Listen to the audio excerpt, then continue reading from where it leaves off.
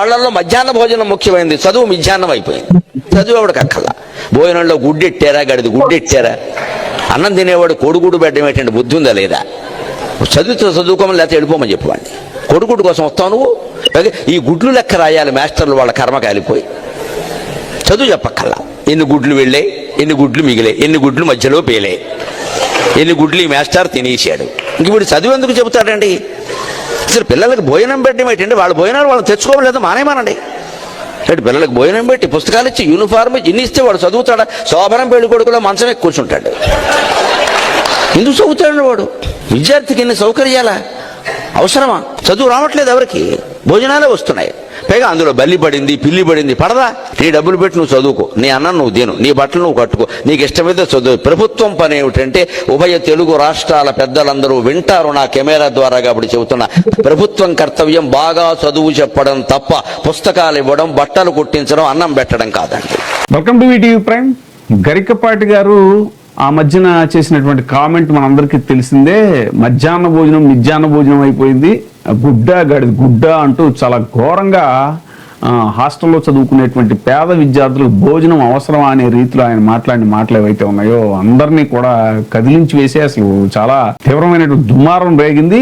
అందరూ కూడా పార్టీలకు అతీతంగా అందరూ ఆ విషయాన్ని ఖండించడం కూడా జరిగింది.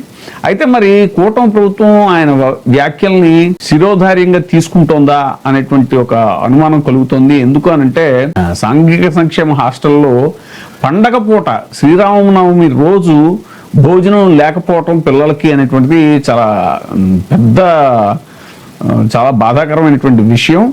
వివరాల్లోకి వెళ్తే సంక్షేమ వసతి గృహాల్లో పండగ పూట విద్యార్థులకు భోజనం పెట్టకపోవడంతో ఆలయాల వద్దకు వెళ్లి భోజనం చేసి కడుపు నింపుకున్నారు విద్యార్థులు. నంద్యాల జిల్లా కోవెలకుంట్ల మండలంలోని గోళ్లదుర్తి బీసీ బాలుర వసతి గృహాల్లో శుక్రవారం శ్రీరామనవమి పండగ సందర్భంగా మధ్యాహ్న భోజనాన్ని నిలిపివేశారు. దీంతో చేసేదేమీ లేక 70 మంది విద్యార్థులు హాస్టల్ సమీపంలోని చిన్నమ్మ ఆశ్రమంలో సీతారాముల కళ్యాణం సందర్భంగా భోజనం చేసేందుకు అక్కడికి వెళ్లారు. రెగ్యులర్ వార్డన్ లేకపోవడంతో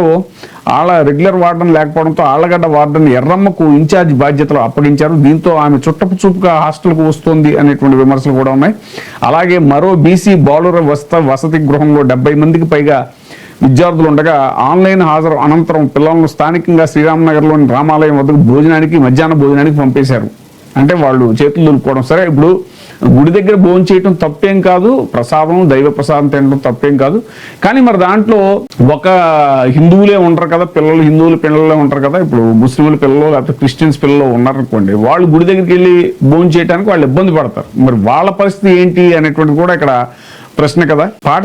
పాఠశాలల పనివేళల్లో హాస్టల్ విద్యార్థులకు మధ్యాహ్న భోజనం, పాఠశాలల్లో ఉదయం టిఫిన్, రాత్రి భోజనం హాస్టల్లో అందజేయాల్సి ఉంది. సెలవు రోజుల్లో మధ్యాహ్న భోజనం కూడా హాస్టల్లోనే పెట్టాలి. ఎట్టి పరిస్థితుల్లో బయట ఆహారాన్ని హాస్టల్లోకి అనుమతించవద్దు అనే ఆదేశాలు స్పష్టంగా ఉన్నాయి.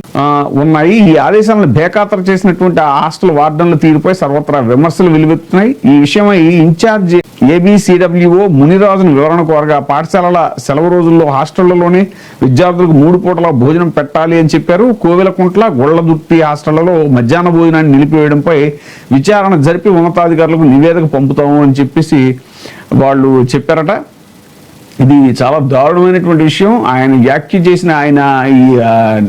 దారుణమైనటువంటి వ్యాఖ్యలు చేసినటువంటి కొద్ది రోజుల్లోనే ఎలాంటి సంఘటన జరగడం అనేటువంటిది ఇప్పుడు తీవ్రమైనటువంటి దుమారం రేగుతోంది.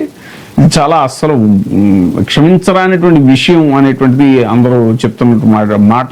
పిల్లలకి 3 పూట్ల పెట్టాలి సెలవు రోజుల్లో అయితే అనేటువంటిది రూల్ కూడా స్పష్టంగా ఉందని చెప్పేసి చెప్తున్నారు. మరి అలాంటిది వాళ్ళని పట్టించుకోకుండా దేవాలయాల దగ్గరికి వెళ్ళి ప్రసాదం తింటారులే అన్నట్టుగా వాళ్ళని వదిలేయటం అనేటువంటిది చాలా దారుణమైనటువంటి విషయం. ఈ విషయంలో ప్రభుత్వం కఠినంగా స్పందించి బాధ్యులైనటువంటి వాళ్ళ మీద కఠినంగా నిర్ణయం తీసుకోవాలి, చర్యలు తీసుకోవాలి అనేటువంటిది ఇప్పుడు వస్తున్నటువంటి డిమాండ్.